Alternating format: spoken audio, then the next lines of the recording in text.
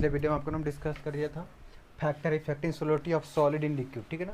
पिछले वीडियो में हमने डिस्कस किया क्या था, किसी भी सॉलिड का सोलिडिटी किसमें डिस्कस किया था, लिक्विड में डिस्कस किया था, ठीक है ना। आज हम लोग डिस्कस करने जा रहे हैं सोलिडिटी ऑफ गैस, ठीक है ना, इन लिक्विड्स। किसी भी गैस की सोलिडिटी लिक्विड में कैसी होगी, उस कैसे होगा, उसके बारे में उस पर कौन कौन सा इफेक्ट होगा, उसके बारे में हम लोग डिस्कस करेंगे, ठीक है ना। तो फर्स्ट ऑफ ऑल ये आपको ये दो टर्म समझ के रखना है, माइंड में हमेशा रखना है दो टर्म को।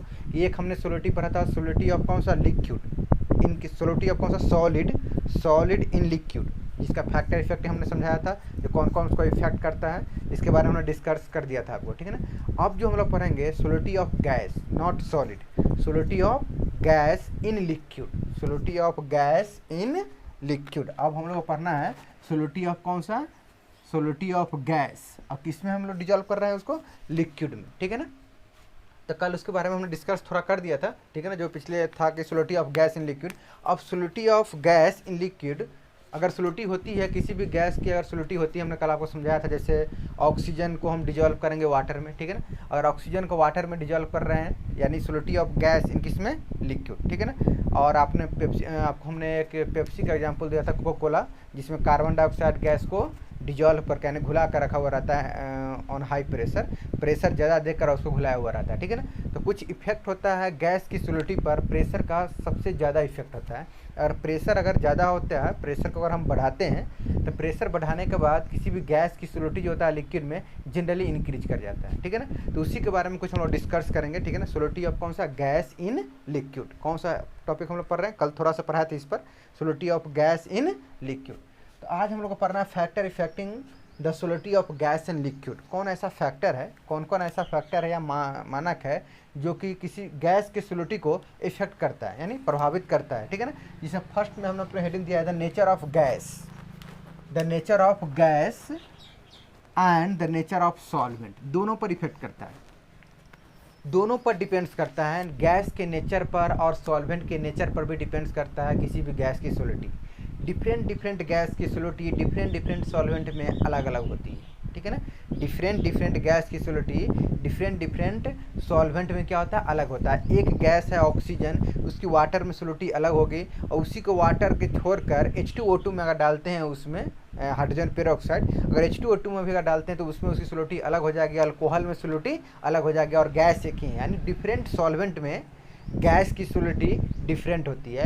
और ऐसे भी समझ सकते हैं कि डिफरेंट डिफरेंट एक्सटेंट में अगर गैस को चेंज किया जाए तो उसकी सोलिडिटी भी क्या हो जाएगी, अलग अलग हो जाएगी। अगर मान लीजिए ऐसे समझ सकते हैं, ऑक्सीजन अगर वाटर में जल्दी घुल जाएगा तो अल्कोहल में जल्दी नहीं घुलता है। तो ये दोनों दो सॉल्वेंट है, ठीक है ना, और दोनों में इसकी सोलिडिटी क्या हो गई, अलग अलग हो गई। तो उसी के बारे में हम लोग कुछ डिस्कस करेंगे सम पॉइंट्स है इसके बेसिस पर, ठीक है ना, जिसके नीचे लिखेंगे। तो पहले आप हेडिंग दीजिएगा the nature of gas and the nature of solvent, बस इतना हेडिंग दीजिएगा। ये रिएक्शन को नहीं लिखना है अभी, इस रिएक्शन को नहीं, पहले ये हेडिंग दीजिए। हेडिंग देने के बाद नीचे दो लाइन आप लिख लीजिए, हेडिंग देने के बाद दो लाइन लिखिएगा। लिखिए the different gases, the different gases, इस हेडिंग के नीचे लिखिएगा, मतलब ये रिएक्शन नहीं लिखिएगा, सिर्फ हेडिंग दीजिएगा, इसके नीचे लिखिएगा, ठीक है ना। The different gases dissolve to different extent, dissolve to different extent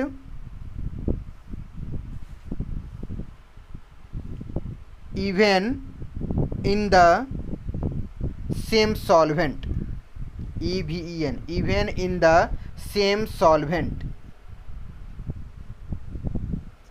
same solvent,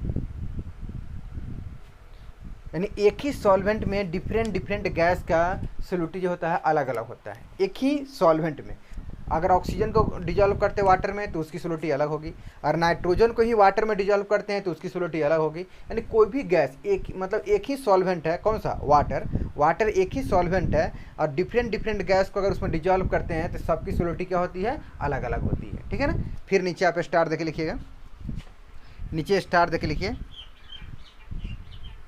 लिखिएगा same gas has, same SAME, same gas has different solubilities, same gas has different solubilities in different solvents, in different solvents, in different solvents. इसका meaning क्या हुआ? Same gases, यानी gas same है। जैसे oxygen, हमने बताया कि ऑक्सीजन की सॉलिडिटी वाटर में अलग होगा, अल्कोहल में अलग होगा, ठीक है ना। गैस एक ही है, सेम है। ऑक्सीजन को अगर वाटर में डिजॉल्व करते हैं और अल्कोहल में डिजॉल्व करते हैं या बेंजीन में डिजॉल्व करते हैं, सब में इसकी सॉलिडिटी क्या होती है? अलग अलग होती है। यानी दोनों बात हो गई। क्या? डिफरेंट गैस एक ही सॉल्वेंट में फिर भी सॉलिडिटी अलग होगी, एक गैस डिफरेंट सॉल्वेंट फिर भी सॉलिडिटी क्या होती है? अलग अलग होती है। उसको आपके एग्जाम्पल का हम समझाते हैं। पहले नीचे एग्जाम्पल लिख लीजिएगा, नीचे एग्जाम्पल लिखिएगा। Non polar gases like O2, non polar gases like O2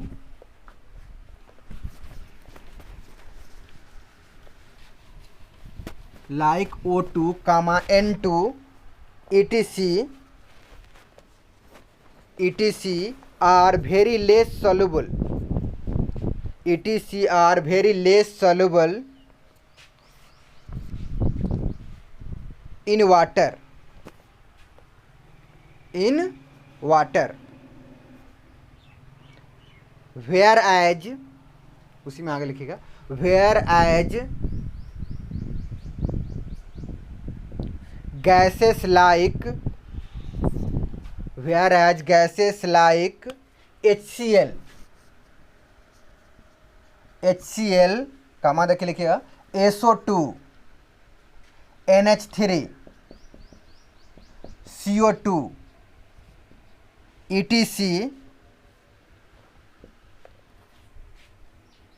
etc are highly soluble in water, etc are highly soluble in water because they undergo chemical reaction,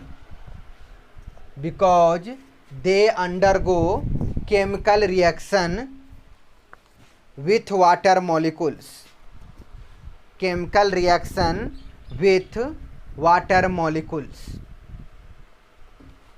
chemical reaction with water molecules. ठीक है, तो हमने अभी लिखा कि gases जैसे nitrogen हो गया N2 और O2, इसकी सॉल्युबिलिटी वाटर में बहुत कम होता है, लेस सॉल्युबल इन वाटर। कौन सा? N2 और O2 अगर इसको वाटर में डिजॉल्व करते हैं, एक में यहीं पर समझाते हैं आपको, ठीक है ना। गैसेस कौन सा है? हम इस पर डिजॉल्व कर रहे हैं, कौन सा? O2 और N2, ये दोनों नॉन पोलर गैस है। कैसा है? नॉन पोलर, ये नॉन पोलर गैस है, ठीक है ना। नॉन पोलर गैस को डिजॉल्व कर रहे हैं, किस में हम डिजॉल्व कर रहे हैं? वाटर में डिजॉल्व कर रहे हैं। डिजॉल्व इन किस में? वाटर। ये वाटर है, वाटर का हम लोग यूज कर रहे हैं किसके रूप में? वाटर यहाँ पर सॉल्वेंट है। वाटर क्या है? सॉल्वेंट है। तो O2 और N2 को अगर वाटर में डिजॉल्व करते हैं तो इसकी सॉल्युबिलिटी क्या होती है? कम होती है। एक मिनट, ओके, ठीक है ना। वाटर में अगर डिजॉल्व करेंगे, किसको डिजॉल्व कर रहे हैं हम लोग? O2 और किसको? N2 की। इसकी सॉल्युबिलिटी क्या होती है? कम होती है। किस में? वाटर में, ठीक है ना। बट अदर केस में, अदर देख लीजिए एग्जांपल में आप, अगर O2 और N2 दोनों नॉन पोलर गैस है, इसको डिजॉल्व करें वाटर में तो इसमें बहुत सॉल्युबिलिटी बहुत कम होती है। इट मीन्स कौन सा? लेस सॉल्युबल, बहुत कम घुलता है, ठीक है ना। तो इसको आप राइट कर लीजिएगा। तो O2 और N2 कौन सा? नॉन पोलर गैस है, इसको डिजॉल्व करेंगे वाटर में तो सॉल्युबिलिटी क्या होगी? लेस सॉल्युबल होगा। SOL ऊपर B, इसका मतलब क्या होगा? सॉल्युबल, यानी लेस सॉल्युबिलिटी होती है। But in case of other, इसको आप हटा देते हैं और इसी के जगह पर हम कोई दूसरा गैस यूज करते हैं। जैसे गैस में आपको हमने बताया था, कौन सा गैस? HCl, ठीक है ना। HCl हो गया। HCl के बाद कौन सा? CO2 था, ठीक है ना। HCl, CO2, NH3, अमोनिया, हाँ, SO2 और NH3, ठीक है ना। SO2 है और कौन सा है? NH3 है। ये भी गैस है। Sulphur dioxide, ammonia, carbon dioxide और HCl, ये गैसेस जो है इनकी सॉल्युबिलिटी वाटर में हाई होता है, मतलब जल्दी डिजॉल्व कर जाता है, जल्दी घुल जाता है। इसको अगर इसमें सॉल्युबल करते हैं, डिजॉल्व करते हैं, इसमें अगर इसको डिजॉल्व करेंगे, किसमें? वाटर में। वाटर किसका वर्क कर रहा है यहाँ पे? वाटर सॉल्वेंट है। वाटर क्या है? सॉल्वेंट, ठीक है ना। तो हाई सॉल्युबल होता है, यानी सॉल्युबिलिटी ज़्यादा होता है, हाई सॉल्युबल, ठीक है ना। तो इस बात से हमको ये बात समझ में आ रही है कि डिफरेंट डिफरेंट गैस का एक ही सॉल्वेंट में सोलिडिटी क्या होता है, डिफरेंट डिफरेंट होता है, यानी अलग अलग होता है, ठीक है ना। तो ये बात हमने समझा, ठीक है ना। यानी कि ये नेचर जो होता है किसी भी गैस का, समझिएगा, किसी भी गैस का किसी भी लिक्विड में, इट मीन सॉल्वेंट में जो सोलिडिटी होती है वो डिफरेंट गैस का अलग अलग होता है, पर डिफरेंट गैस का डिफरेंट सॉल्वेंट में भी क्या होता है, अलग अलग होता है। और सेम सॉल्वेंट में, एक ही सॉल्वेंट है वाटर, उसमें डिफरेंट डिफरेंट गैस का भी सोलिडिटी क्या होती है, अलग अलग होती है, ठीक है ना। मतलब इसमें ऐसा नहीं है कि लाइक डिजॉल्व लाइक वाला कंसेप्ट यहाँ पर वर्क नहीं कर रहा है, ठीक है ना। क्योंकि यहाँ पर देखिए, अब कहिए सर कौन डिजॉल्व करता है, तो क्यों डिजॉल्व कर जाता है, कोई क्यों नहीं डिजॉल्व करता है, तो जो वाटर मॉलिक्यूल से रिएक्ट कर लेता है, किसी भी गैस को डालेंगे अगर वाटर से वो रिएक्ट कर रहा है, इट मीन्स सोलुबल है। फिर से समझिए, किसी भी गैस को अगर वाटर में डिजॉल्व कर रहे हैं और डिजॉल्व करने के बाद अगर वाटर में क्या होता है, डिजॉल्व वाटर से अगर रिएक्शन कर लेता है, इट मीन्स क्या हुआ, डिजॉल्व कर जाता है। एज एग्जांपल हम जो बोल रहे हैं आपको, HCl, SO2 और NH3, ये कह रहे हैं वाटर में डिजॉल्व करता है। क्यों डिजॉल्व करता है, क्योंकि NH3 वाटर से रिएक्ट करके अमोनियम एक्वस बनाता है और हाइड्रोक्साइड आयन बनाता है, जो वाटर से रिएक्ट कर लेता है। और फिर SO2 H2O है लिक्विड, H2O यानी कौन सा, लिक्विड। जब SO2 को वाटर में डिजॉल्व करेंगे तो फिर HSO3 कौन सा, बाइसल्फाइड और कौन सा, H+ आयन एक्वस बनाता है, यानी उसी तरह से SO2 भी बना लेता है वाटर से, तो कौन सा, कार्बोनेट, बाइकार्बोनेट है, बाइकार्बोनेट एक्वस इसमें कौन सा, वाटर में है, और कौन सा, H+ एक्वस बना लेता है। इट मीन्स कहने का मतलब यह हुआ कि जब इसको वाटर में हम डिजॉल्व करते हैं तो जो वाटर मॉलिक्यूल से रिएक्ट कर लेता है गैस, वो वाटर में क्या होता है, सोलुबल होता है। जो रिएक्ट नहीं करता है वाटर में सोलुबल नहीं होता है। अच्छा, कम रिएक्शन किया तो पार्शियली सोलुबल बोल सकते हैं। यानी सोलिडिटी किसी भी गैस का लिक्विड में जो सोलिडिटी होता है वो डिपेंड्स करता है गैस के नेचर पर भी और सॉल्वेंट के नेचर पर भी, ठीक है ना। डिफरेंट डिफरेंट गैस और डिफरेंट डिफरेंट सॉल्वेंट के नेचर के आधार पर गैस की सोलिडिटी क्या होती है, अलग अलग होती है। जनरली ये देखा जाता है कि किसी भी गैस को अगर वाटर में डिजॉल्व कर रहे हैं, अगर चाहे किसी भी सॉल्वेंट डिजॉल्व कर रहे हैं, अगर उस सॉल्वेंट से वो रिएक्ट कर लेता है, इट मीन्स उसमें क्या होता है, वो सोलुबल हो जाता है, ठीक है ना। अब नेक्स्ट आप लोग इस पर, ये पहला कौन सा था, ये अब इस तीनों रिएक्शन को आप राइट कर लीजिए, ये फिगर बनाइए, इसके नीचे तीनों रिएक्शन को राइट कीजिए जल्दी, ठीक है ना। नेक्स्ट हेडिंग दीजिएगा, इफेक्ट ऑफ टेम्परेचर। सेकेंड में किसी भी गैस पर टेम्परेचर का क्या इफेक्ट पड़ता है।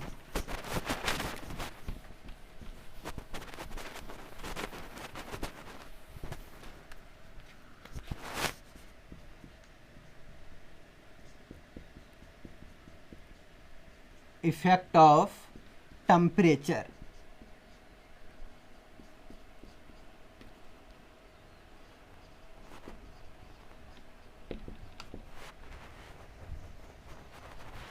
इफेक्ट ऑफ टेम्परेचर यानी किसी गैस पर टेम्परेचर का क्या इफेक्ट पड़ेगा, ठीक है ना। तो जनरली टेम्परेचर को जब हम इंक्रीज करते हैं, बढ़ाते हैं, तो गैस की सोलिडिटी क्या होती है, घट जाती है, डिक्रीज कर जाता है।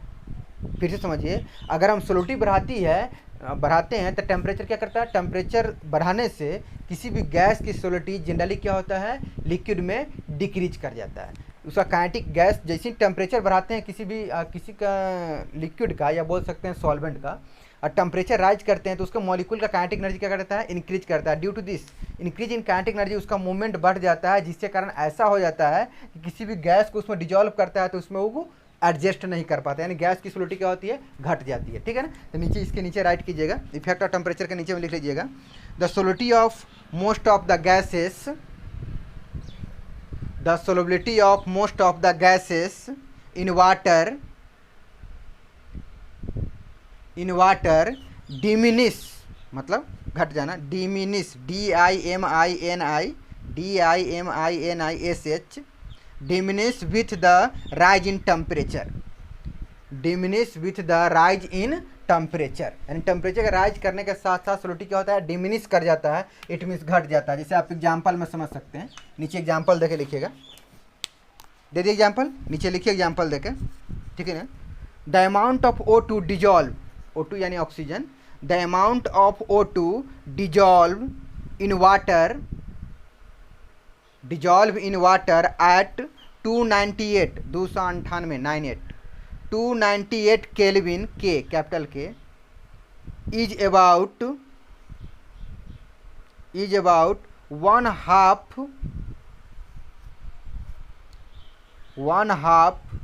HALF, half of that at 273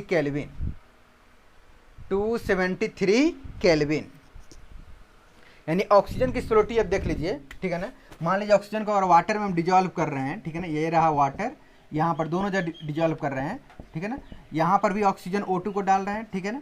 O2 generally partially dissolve करता है, फिर भी अगर इसमें डिजॉल्व कर रहे हैं वाटर में, डिजॉल्व ऑक्सीजन को वाटर में हम लोग क्या कर रहे हैं, डिजॉल्व कर रहे हैं। तो यहाँ पर जो टेम्परेचर है वाटर का, यहाँ पर जो टेम्परेचर हम ले रहे हैं, टेम्परेचर हम यूज कर रहे हैं 273 केल्विन।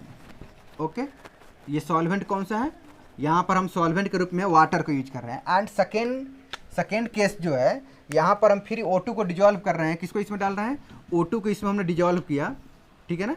किसको डिजॉल्व कर रहे हैं, O2 को। बट इस कंडीशन में यहाँ पर जो टेम्परेचर है, कितना लिखा था आपको हमने टेम्परेचर, एक टेम्परेचर 298 ना है, हाँ 298 केल्विन, 298 केल्विन, ठीक है ना। यहाँ पर टेम्परेचर है, यहाँ भी सॉल्वेंट के रूप में हम किसको यूज कर रहे हैं, वाटर का यूज कर रहे हैं, ठीक है ना। तो दोनों है, एक में वाटर का टेम्परेचर कितना है 273 केल्विन है, अदर उसमें एक में टेम्परेचर 298 केल्विन है, और दोनों में ऑक्सीजन को अगर हम डिजॉल्व करते हैं, ठीक है ना, जनरली इसमें डिजॉल्व करेंगे तो किसमें ज़्यादा घुलेंगे, जिसमें टेम्परेचर कम होता है। यहाँ पर टेम्परेचर 273 केल्विन है, तो इसमें वाटर जितना घुलेगा उससे हाफ इसमें घुलता है। मान लीजिए इसमें अगर वाटर ऑक्सीजन गैस है, इसमें अगर मान लीजिए हाफ लीटर है या हाफ kg है, ऐसे समझ सकते हैं। अगर इसमें गैस को अगर हम डिजॉल्व कर रहे हैं ml, तो इसमें उससे आधा घुलेगा। क्यों, क्योंकि यहाँ टेम्परेचर क्या होगा, बढ़ गया, यहाँ पर टेम्परेचर कम है, यहाँ पर टेम्परेचर ज़्यादा है, तो सोलिडिटी लगभग क्या होता है, हाफ हो जाता है। जितना कम टेम्परेचर पर, यानी 273 केल्विन पर जितना घुलना था उससे आधा घुलता है 298 केल्विन पर। इट मीन्स टेम्परेचर के राइज होने से, टेम्परेचर के इंक्रीज करने से या टेम्परेचर के बढ़ने से गैस की सोलिडिटी क्या होता है, सॉल्वेंट में घट जाता है, डिक्रीज कर जाता है, ठीक है ना। इन दोनों फिगर का पहले राइट कर लीजिए, ठीक है।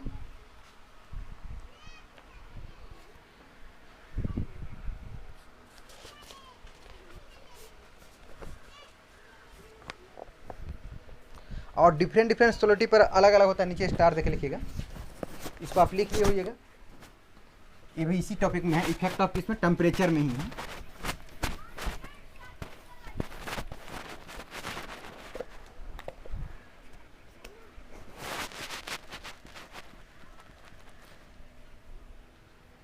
नीचे लिखिएगा, the quantitative QUANTITATIV quantitative effect of temperature, the quantity effect of temperature on the solubility of gas, on the solubility of gas, on the solubility of gases, कर दीजिएगा, gases can be described by the expression, by the expression similar to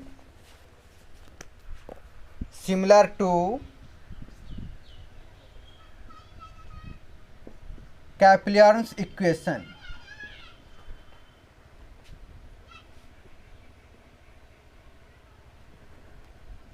Kaplan's equation board पर हमने लिख दिया है, इसको right कर लीजिए, CLAPEYRON कैप्लर्स इक्वेशन, या कैप्लर्स इक्वेशन भी शॉर्टकट में बोल सकते, कैप्लर्स इक्वेशन। इनका इक्वेशन क्या था, याद रखने के लिए कैप्लर्स इक्वेशन याद रखिएगा इसको, लॉग C2 अपॉन कौन सा C1 equal to del solution H upon 2.303 R T2 minus T1 upon T2 into T1, ठीक है ना। इस इक्वेशन से ये कौन C1 C2 क्या है, वेयर, नीचे लिख लीजिएगा, वेयर C1 इक्वल टू, पहले इसको आप राइट कर लीजिए, नीचे C1 इक्वल टू लिखिए, वेयर लिखिएगा C1 इक्वल टू, चाहे C1 एंड C2 लिख दिए सीधे, यहाँ पर अच्छा रहेगा वही लिखिए, C1 एंड कौन सा, C1 and C2 equal to, C1 और C2 कॉन्सेंट्रेशन होता है, नीचे लिख लीजिएगा, C1 and C2 are the concentration of the solution, C1 and C2 are the concentrations of solution at temperature T1 and T2, at temperature T1 and T2 respectively.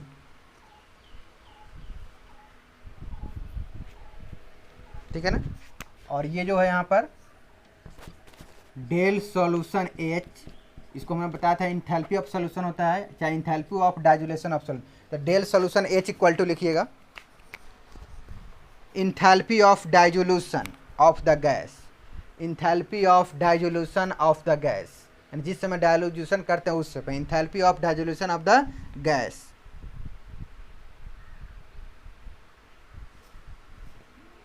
ठीक है ना।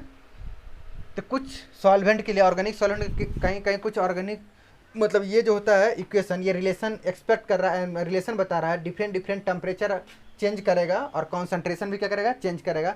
C1 है, C1 भी कॉन्सेंट्रेशन है at temperature T1 and C2 also concentration at temperature T2। और जब उसको dissolve करेंगे तो उसको dilution of enthalpy of dilution कौन सा, डेल सॉल्यूशन H है। इसके बीच में रिलेशन दिया था किसने, कैप्रियंस ने एक इक्वेशन दिया था। तो इस इक्वेशन को जनरली हमको सिर्फ याद रखना चाहिए कैप्रियंस का इक्वेशन क्या होता है, उसमें कौन कौन सा हो सकता है एग्जाम में। इनमें से किसी एक फैक्टर को आपको निकालने के लिए दे सकता है। मान लीजिए T1 पर कॉन्सेंट्रेशन दिया रहेगा, T2 पर भी कॉन्सेंट्रेशन दिया रहेगा, तो हीट ऑफ कौन सा, इंथैल्पी ऑफ सॉल्यूशन निकालने के लिए कह सकता है। अदरवाइज ठीक है ना, आर कौन सा होता है, रेडबर कांस्टेंट, यानी सॉरी गैस कांस्टेंट होता है। आर कौन सा होता है, गैस कांस्टेंट होता है। ये भी एक कांस्टेंट है। इन टर्म्स ऑफ आर ही जनरली निकालें तो आर का वैल्यू आप लिख सकते 0.082, हाँ 0.082 होता है। ठीक है ना। तो उसकी ये इस वैल्यू दिया रहेगा गैस का, वहाँ पर उसको पुट करना और आपको न्यूमेरिकल कॉन्सेप्ट में ये काम करना है। डिफरेंट डिफरेंट टेम्परेचर पर कंसंट्रेशन अलग होता है, इसके ऑब्जर्वेशन के आधार पर ये रिएक्शन। इसको आप राइट कीजिए, आप इसको लिख के रखिएगा।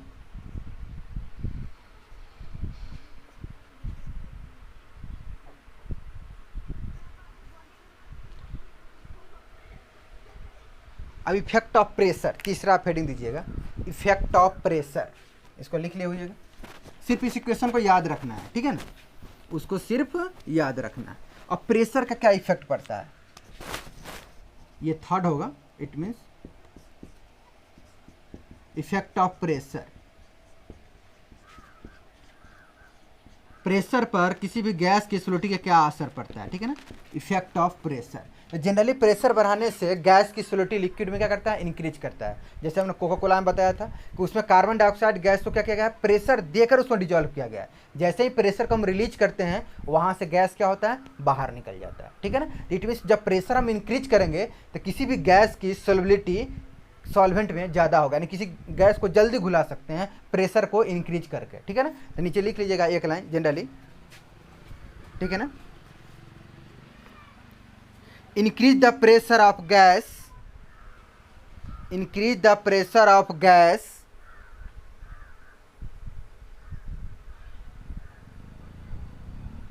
Increase the pressure of gas, the solution increases it's solubility, the solution increases it's solubility, मतलब उसको सोलिडिटी क्या करता है, इंक्रीज कर देता है। ठीक है ना। इस गैस की सोलिडिटी के प्रेशर पर बहुत बड़ा, मतलब प्रेशर जो होता है किसी भी गैस का, वो बहुत बड़ा क्या होता है, इफेक्ट डालता है किसी भी गैस के। तो इसी पर effect of pressure on gas in liquid, किसी भी गैस को डिजॉल्व करते हैं लिक्विड में, तो सब प्रेशर के इफेक्ट पर ही एक लॉ आया था, साइंटिस्ट आया था, कौन सा, हेनरी, क्या नाम था, विलियम हेनरी, जो कि कहाँ से थे, इंग्लिश मैन, इंग्लैंड से थे। उन्होंने एक लॉ इस पर दिया था जिसको हम लोग बोलते हैं कौन सा लॉ, हेनरी लॉ। किस पर दिया था, गैस की सोलिबिलिटी। ठीक से समझिएगा। इसे अब यहाँ से जो हम लोग पढ़ेंगे, ये तो इफेक्ट हो गया, अब यहाँ से जो हम लोग पढ़ रहे हैं लॉ पढ़ेंगे। पहले हेनरी लॉ आएगा, ठीक है ना, उसके बाद आएगा कौन सा, रॉल्ड्स लॉ आएगा, ठीक है ना, फिर आइडियल नॉन आइडियल सोल्यूशन आएगा। मतलब अब यहाँ से सोल्यूशन पढ़ने में आपको इंटरेस्ट ज़्यादा बनेगी। ठीक है ना। इससे अच्छा होगा कि आप कोई भी साइड बुक, चाहे NCERT हो, किसी भी साइड बुक से आप सभी को एक बार अपने से पढ़िए, क्योंकि सभी पूरे जितने भी उसमें कंटेंट है, सारे कंटेंट को लिखाना संभव नहीं है। जो इंपॉर्टेंट इसमें कंटेंट है एज लाइक प्रेशर, तो प्रेशर गैस पर इफेक्ट डालता है, और ये हम बोल रहे हैं कि प्रेशर इंक्रीज करेंगे तो गैस की सोलिडिटी क्या होता है, इंक्रीज करता है। ठीक है ना। बस उसको आप अपने से उसको बुक को रीड कीजिएगा तो आपको कॉन्फिडेंस और बढ़ेगा, लगेगा कि हमको अच्छे से समझ में आ रही है। ठीक है ना। तो आप आफ्टर ये टॉपिक इंड होता है, उसके बाद आप किसी भी बुक से उसको रीड कर सकते हैं। ठीक है ना। तो प्रेशर के effect of pressure on gas, इसके बेसिस पर हेनरी ने एक लॉ दिया था। ठीक है ना। वो लॉ क्या था, आज आपको उसको हम बता दे रहे हैं। ठीक है ना। पहले इसको राइट कीजिए आप,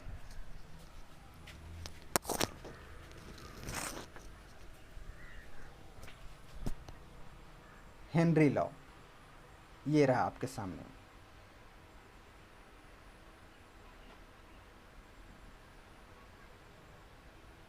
ठीक है, ये किसका लॉ हो गया, हेनरी का लॉ हो गया।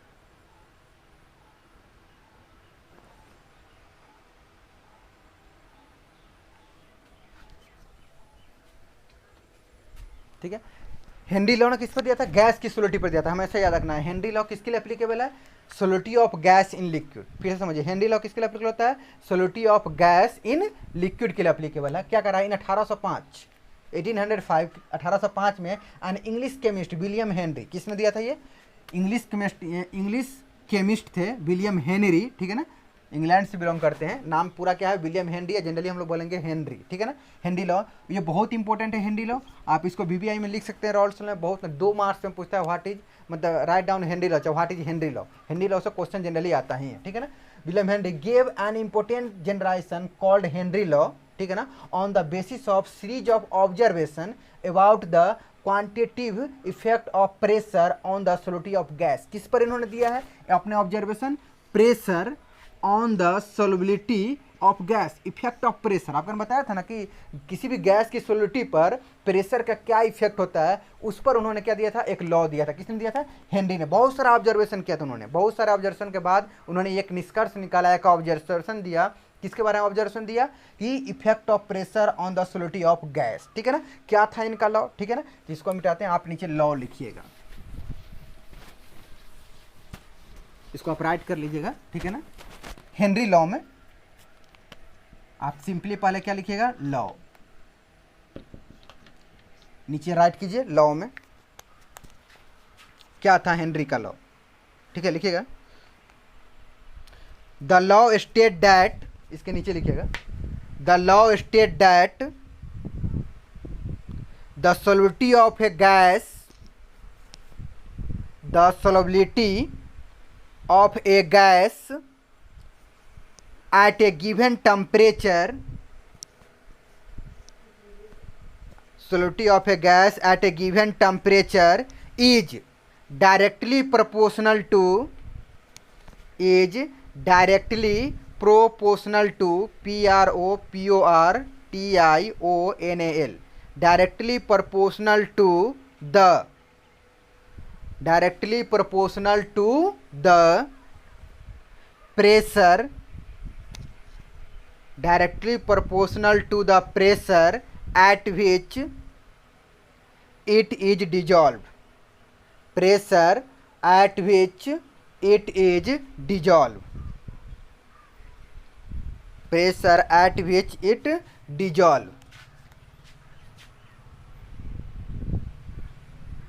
यानी किसी भी गैस का जो सोलिबिलिटी होता है हेनरी के अनुसार, किसी भी गैस का सोलिबिलिटी, ठीक है ना, सोलिबिलिटी ऑफ गैस, किसी भी गैस का सोलिबिलिटी ये डायरेक्टली किसके होता है, प्रेशर के,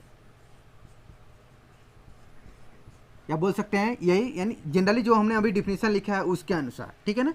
किसी भी गैस की सोलिबिलिटी जो होता है वो डायरेक्टली किसका होता है, प्रेशर का होता है। प्रेशर कौन सा यूज करते हैं, पार्शियल प्रेशर। कौन सा यूज करेंगे हम लोग, पार्शियल प्रेशर। नीचे आप इसको लिख लीजिएगा, पहले वो डिफिनेशन का नीचे लिख लीजिएगा, उसके बाद हम इनका हमने जो इनका फार्मूला है इसके आधार पर ये लिख लिए, यानी सोलिबिलिटी ऑफ गैस हो गया, इसको राइट कीजिए। Next,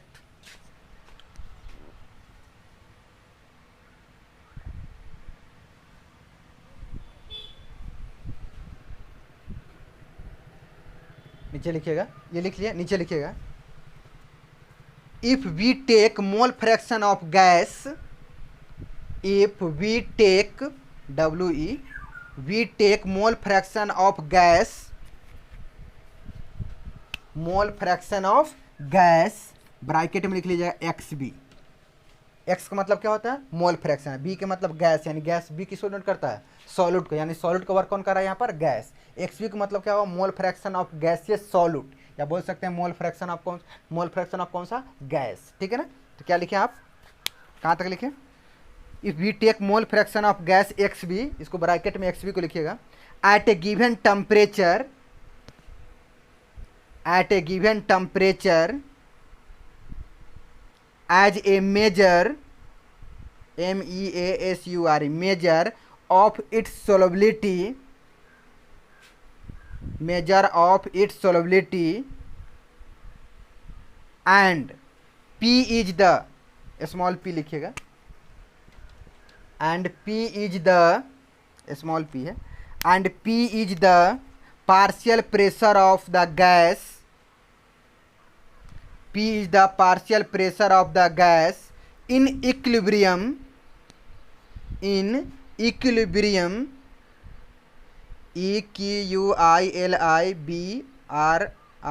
equilibrium with the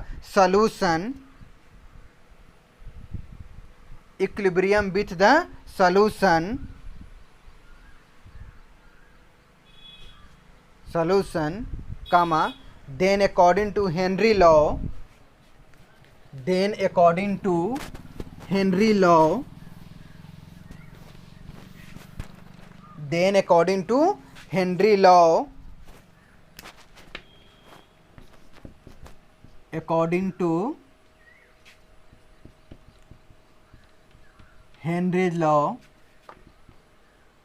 Henry के अनुसार क्या हुआ, अगर XB किसी गैस का मोल फ्रैक्शन है, XB इट मीन्स कौन सा, मोल फ्रैक्शन ऑफ गैस, B का मतलब समझिए सॉल्यूट, यहाँ कौन किस में डिजॉल्व हो रहा है, गैस को डिजॉल्व कर रहे हैं, किसमें, लिक्विड में, किसको डिजॉल्व कर रहे हैं, गैस को। तो XB अगर मोल फ्रैक्शन ऑफ गैस है यानी डिजॉल्व करने वाले का, ये डायरेक्टली प्रोपोर्शनल होता है P के, यानी P क्या होता है, पार्शियल प्रेशर, क्या होता है P, partial pressure of the gas, और XB क्या है, mole fraction of the gas. फिर से समझिए, XB क्या है, mole fraction of the gas, ये मोल फ्रैक्शन है, तो नीचे लिख देंगे इसको हम, ठीक है ना। अब XB यहाँ प्रोपोर्शनल है, इस प्रोपोर्शनल को साइन हटाएंगे तो XB बराबर आ जाएगा KH इंटू कौन सा, P, that is the Henry law. यानी किसी भी गैस का सोलिडिटी जो होता है उसका मोल फ्रैक्शन जो होता है गैस का, वो डायरेक्टली प्रोपोर्शनल किसका होता है, पार्शियल प्रेशर के होता है, यानी XB डायरेक्टली प्रोपोर्शनल किसके, partial pressure of the gas, and XB proportional को हटाएंगे तो यहाँ पर कौन आ जाएगा, KH को हम लोग क्या बोलेंगे, ये हेनरी कांस्टेंट या प्रोपोर्शनलिटी कांस्टेंट बोल सकते हैं, या इसी को बोलते हैं कौन सा, हेनरी कांस्टेंट। H का मतलब क्या होगा, हेनरी, या K कांस्टेंट, यानी क्या हो गया, हेनरी कांस्टेंट, या बोल सकते हैं प्रोपोर्शनलिटी कांस्टेंट, ठीक है ना। नीचे आप लिख सकते हैं यहाँ पर वेयर XB इक्वल टू लिखिएगा mole fraction of gas,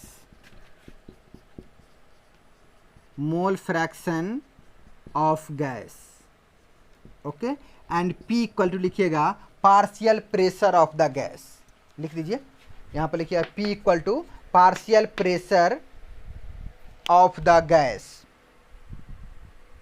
P equal to partial pressure of the gas,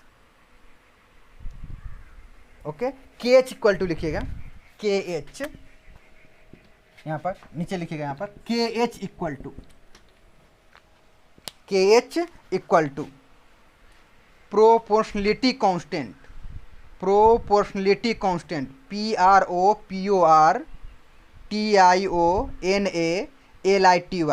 proportionality constant,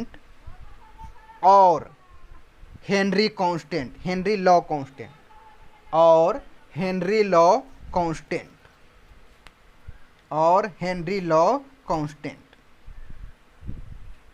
ठीक है। तो ये था आपका हेनरी लॉ। तो ये 2 मार्क्स में आपको एग्जाम में आएंगे कि हेनरी लॉ को लिखना है, right the Henry law, what is Henry law constant, what is Henry law, पूछ सकता है आपके, हेनरी लॉ क्या है, तो एक्सप्लेन हेनरी लॉ, या हेनरी लॉ किसके लिए अप्लीकेबल है। तो हमेशा याद रखेंगे हेनरी लॉ कब वर्क करता है या किसके लिए अप्लीकेबल है, solidity of gas in liquid, किसी भी गैस की सोलिडिटी को लिक्विड में डाल रहा है, यानी गैस को लिक्विड में डाल रहा है, उसके लिए लॉ दिया था कौन सा, हेनरी लॉ। क्योंकि आगे और लॉ आने वाला है रॉल्ड्स लॉ, जो 2 केस में बटेगा, तो वहाँ पर आप कंफ्यूज है कि रॉल्ड्स लॉ किसके लिए अप्लीकेबल है और हेनरी लॉ किसके लिए अप्लीकेबल है। तो इसलिए आपके माइंड में हमेशा रहना चाहिए कि हेनरी लॉ जो होता है वो किसके लिए अप्लीकेबल है, गैस को किस में डिजॉल्व करेंगे, लिक्विड में, और किस पर डिपेंड्स करता है सोलिडिटी, मोल फ्रैक्शन और पार्शियल प्रेशर पर। किसी भी गैस का मोल फ्रैक्शन जो होता है वो डायरेक्टली प्रोपोर्शनल किसको होता है, पार्शियल प्रेशर के होता है। Mole fraction it mean XB, यानी मोल फ्रैक्शन ऑफ गैस, है P इट मीन्स कौन सा, पार्शियल प्रेशर।